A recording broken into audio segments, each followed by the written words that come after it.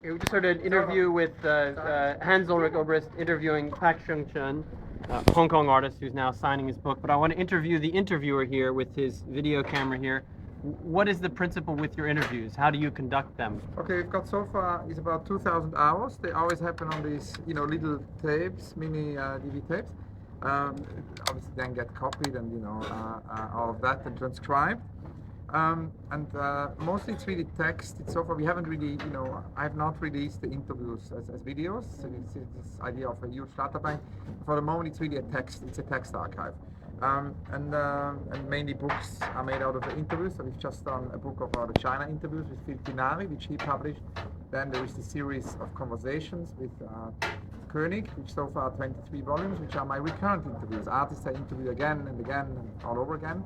And then, last but not least, there are the books which are more, sampling books, which we've done so far 2 volumes, which Kata does, which are basically, transdisciplinary, transgenerational kind of collections of these interviews, and which show the sort of broadness. If the conversation series goes into depth, the sort of interview books, the broader interview books show the more wideness of the. And how do the interviews take place? Do you do it always in a coffee shop with a video camera on a? I always have my video camera with me at any time, so it's usually not planned. I mean, we just had a wonderful conversation this morning at breakfast, and then a wonderful conversation on the way here. So I felt all of a sudden that the atmosphere was there to then do an interview. Do you ask the same questions every time? Different questions? Just to finish maybe on the publication of it and on the archive, I mean, there are lots of other ways how one could publish it. I mean, there are also criteria of cities. I could, do a book on all my London interviews, as David Sylvester did. I could do a book on all my New York interviews.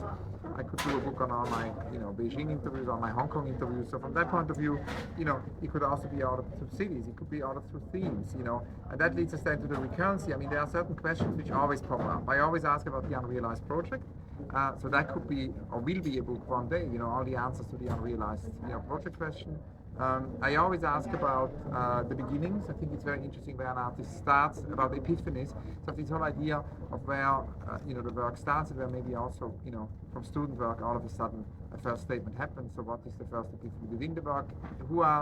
Heroes is a difficult thing. I don't really think that we're living in a heroic moment. It's maybe a post or trans-heroic moment. So that's why the question of the heroes is a bit problematic. But it's more to phrase it, who are your inspirations? Who are your influences? Who is your oxygen? Positions from the past. And that has to do with the idea of protesting against forgetting. I mean, one of the main aspects of my interview project is I always ask practitioners to tell me who from the past has inspired them, and that is very beautiful, because it gives me very often then an idea also about forgotten practitioners who necessarily I then visit. So, and it's also a chain reaction. I mean, I was born a second time. I was born in May '68 in Zurich, and I was born a second time in 1985 when I was 17, again in May, always May, in Zurich, in the studio of Fischli Weiss. And when as a teenager I went to see Fischli Weiss, they were working on this film, The Way Things Go. And basically, the way things go was a chain reaction. And my whole conversation, my whole life is that sort of chain reaction. It's almost like, analog to that very first artwork I saw in the making. And you can say, that whenever an artist mentions a position from the past, I would then go and see and interview, these artists and a little bit up an archive. And Rosemary Tonker at a certain moment said I should actually systematically go and interview artists and practitioners who are 90 or 100 years old, whose eyes have seen. So you can do a family tree. So exactly, and there is another book in the making, which is basically a book of all my conversations with centenaries, which is who are pioneers in that field. And who have seen the 20th century. And then another aspect is obviously, according to practices. So I've just done the brief history of curating with Lionel Bouvier, and that's basically a book where we have, curatorial pioneers. We're planning a brief history of sound, where basically all my interviews with, music. So we could also have, because I obviously go from art into all other disciplines. I go into architecture, I go into literature and music. We could have all my architect interviews, all my sound interviews, all my scientist interviews. So there's many, many more books to come. Is there anything you've learned in doing these interviews now that you do differently from the beginning? Yeah, I suppose that I'm more patient. I think in some kind of way at the beginning, I was always like immediately. You're always in a going to the hurry. next Everybody question always says that. You're in a hurry. You're always, yeah, the so BlackBerry's always there. Yes, and so somehow, the interviews is the only moment I'm kind of not in a hurry. When I record conversations, this is a moment of slowness here.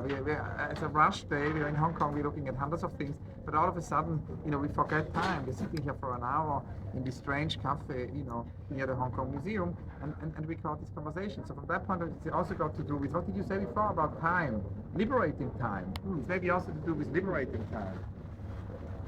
Okay, excellent. So interviews liberate time. It has only just begun. We must say that, I visited Stud Circle, the great oral historian of the United States, and he was in his late 80s when I visited him and interviewed him, and he gave me lots of tips. I mean, he said, for example, because I'm kind of really not good at technology, the camera, like yesterday we had an accident, that's why these coffee stains are on the book, because yesterday we had an accident that the camera fell on the coffee fell on the book, everything fell on the floor.